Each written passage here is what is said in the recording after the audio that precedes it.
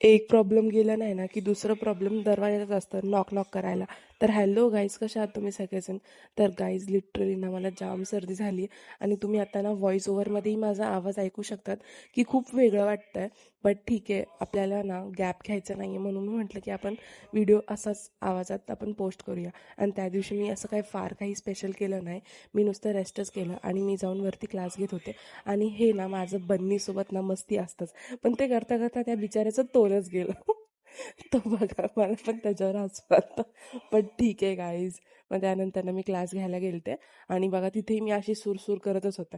आणि ना माझी ना सर्दीत ना नाकाचं पार लाल होऊन जातं हे बघा.